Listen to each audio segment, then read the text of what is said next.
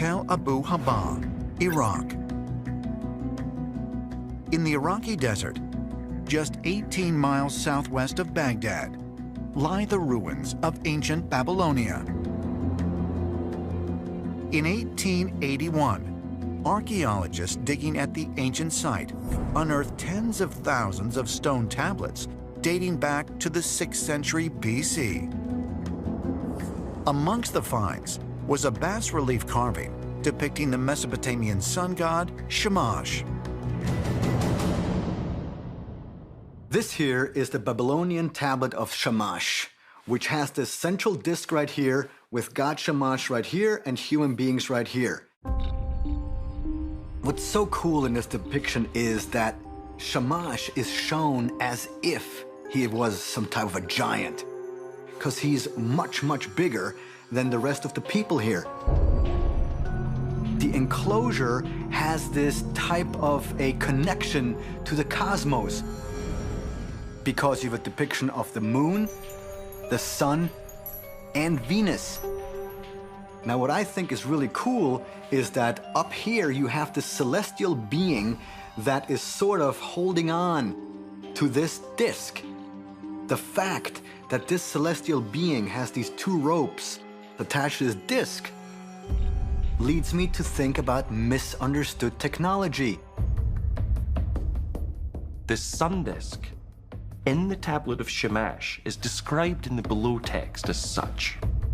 The disk was sent there or put there to be worshipped in place of Shamash.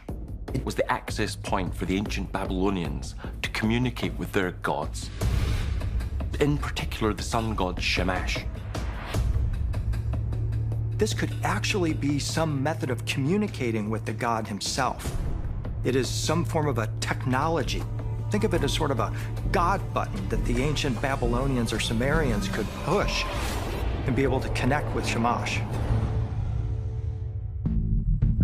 If the actual sun disk depicted on the tablet is ever found among the ruins of ancient Babylonia, will we discover that it is some sort of technological device? Many early depictions of the so-called gods have been immortalized carrying what appears to be a type of handbag. These mysterious handbags are held by the Sumerian gods. We find it in Mexico with the Olmecs. We find it in Mongolia as well. We find it in Colombia. It may be some type of misunderstood technology. Perhaps it was some type of a tool bag or some type of maybe a breathing apparatus for extraterrestrials, because it doesn't look like a fashion item. It looks more like a transmitter, an old cell phone, a computer. If you'll look at our astronauts as they are walking from the launch tower into the spacecraft, they carry a suitcase system. That's their temporary life support system. It's very possible that this is something similar.